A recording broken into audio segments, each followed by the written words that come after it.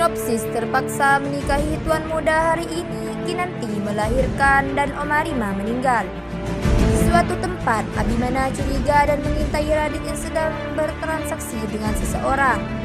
Tetapi Radit melihatnya, dia pintar membalikkan situasi sehingga Abimana malah akhirnya mengira kalau Radit mau memberikan hadiah hiasan kristal untuk Omarima.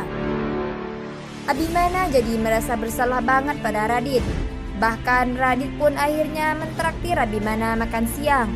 Saat Abimana sudah pergi, Radit melanjutkan rencana jahatnya dan menyuruh preman itu menjadi tangan kanannya melakukan sebuah rencana besar. Kinanti dan David shock melihat Karina ada di depan mereka. Abimana pun begitu.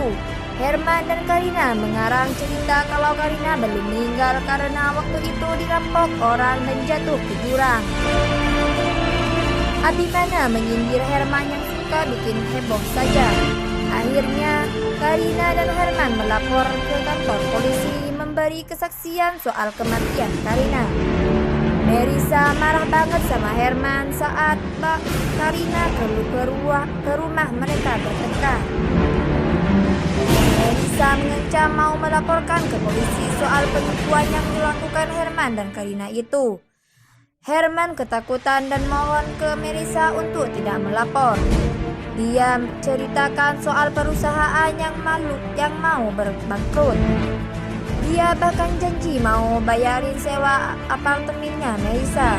Melihat itu Merisa jadi kasihan. Anita menelpon Amanda dan bilang kalau dia mau membunuh bayi Kinanti. Pembicaraan itu ternyata didengar oleh Omarima. Anita dan Omarima bertengkar hebat. Omarima tidak sengaja jatuh di dalam kolam renang. Dia tidak bisa berenang. Anita bimbang takut Omarima mengadu ke Abimana. Dia akhirnya membiarkan Omarima tenggelam. Kinanti yang mau bikin teh shock kaget menemukan Omarima yang tenggelam. Kinanti panggil Jumi dan yang lainnya. Mereka panik membawa Omarima ke rumah sakit. Saking paniknya, Kinanti pun akhirnya mengalami kontraksi juga dan pendarahan. Abimana panik membawa Kinanti ke rumah sakit. Di rumah sakit, Reno curiga dengan gelagat Anita yang gak beres. Dia buntuti Anita dan benar saja. Anita lagi telepon Amanda dan ceritakan yang terjadi dengan Omarima berikut dengan rencana mereka. Reno mendengarnya. Dia kecewa sekali dengan apa yang dilakukan oleh Anita. Reno dan Anita bertengkar, tapi Reno juga bingung dan kasihan sama Anita kalau ketahuan.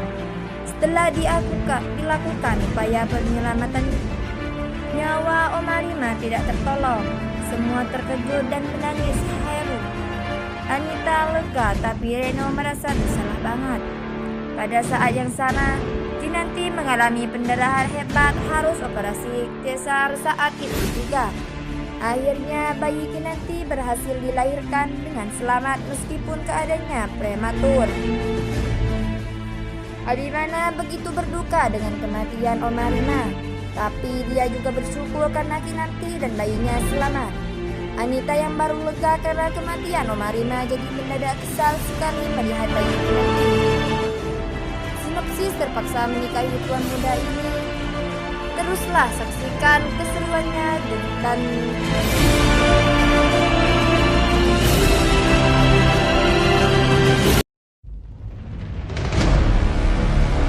terpaksa menikahi tuan muda mengejutkan.